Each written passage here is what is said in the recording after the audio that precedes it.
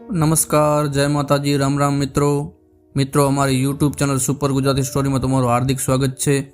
મિત્રો, આજની મોટિવેશનલ વાર્તાનું નામ છે સમય સૂચકતા।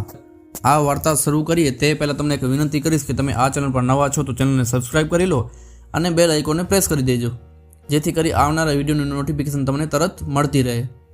મિત્રો, આ વિડીયો પસંદ આવે, આ સ્ટોરી તમને પસંદ આવે તો વિડીયોને લાઇક જરૂર કરી દેજો અને તમારા મિત્રો સાથે શેર પણ કરી દેજો। તો ચાલો શરૂ કરીએ આજની વાર્તા સમય સૂચકતા। પ્રિયા કોલેજના બીજા વર્ષમાં હતી।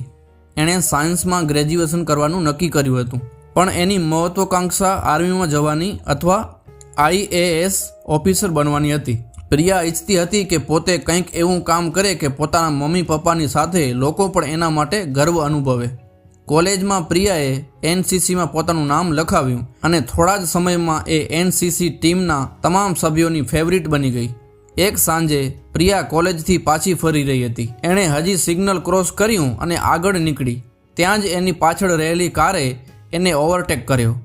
આગળ એક યુવાન બાઇક પર જઈ રહ્યો હતો। ઝડપથી આગળ વધેલી કારે બાઇકવાળા યુવાનને જોરદાર ટક્કર મારી અને કોઈ કંઈ સમજે વિચારે તે પહેલાં તો એ યુવાન 10 ફૂટ દૂર ફંગોળાઈ ગયો। કાર ચાલકને ખ્યાલ આવી ગયો કે પોતે કોઈકને ઉડાડ્યો છે, એટલે એ સ્પીડ વધારીને ત્યાંથી રફુચક્કર થઈ ગયો। લોકો ભેગા થવા લાગ્યા હતા। કેટલાક તો પોતાના મોબાઈલમાં ઘાયલ યુવાનનો વિડીયો ઉતારવામાં પડ્યા હતા। કોઈને એ વિચાર નહોતો આવતો કે ઘાયલ યુવાનને ફર્સ્ટ એડ મેળવવા માટેની મદદ કરે। પ્રિયા લોકોના ટોળામાં પોતાના માટે રસ્તો કરતી રસ્તા પર અર્ધ બેભાન જેવા પડેલા યુવાન પાસે પહોંચી। યુવાનને માથામાં વાગ્યું હતું અને લોહી વહેતું હતું। પ્રિયાએ ઝડપથી ત્યાં ઊભેલા એક માણસને એમ્બ્યુલન્સ બોલાવવા માટે કહ્યું અને સાથે સાથે પોલીસને પણ જાણ કરવા જણાવ્યું। એ દરમિયાન એણે યુવાનને ટેકો આપી સાઈડ પર બેસાડ્યો।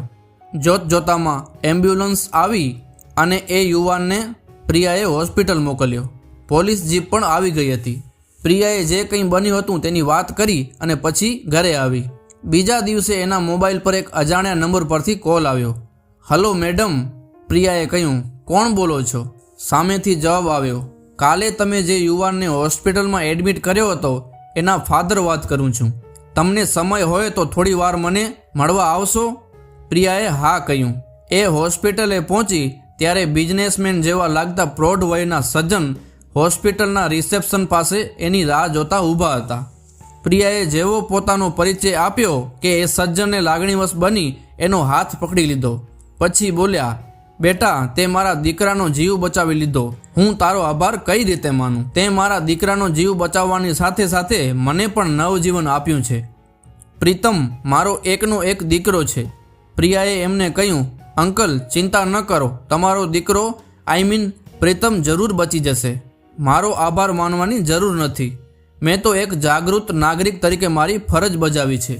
તમે તમારા દીકરા પાસે જાઓ। આટલું કહી પ્રિયા કોલેજે જવા નીકળી ગઈ। આ ઘટનાના એકાદ મહિના પછી એક દિવસ પ્રિયાના મમ્મીએ એને કહ્યું, પ્રિયા બેટા, આજે કોલેજથી થોડી વહેલી ઘરે આવી જજે। તને જોવા માટે એક યુવાન આવવાનો છે। પ્રિયા કાંઈ બોલી નહીં। એ અત્યારથી પોતાની મહત્વાકાંક્ષા કોઈની સમક્ષ વ્યક્ત કરવા માંગતી નહોતી। સાંજે એ ઘરે આવી।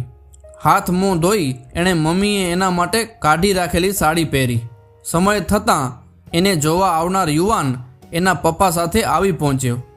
ડ્રોઈંગ રૂમમાં બધા બેસીને વાતો કરતા હતા।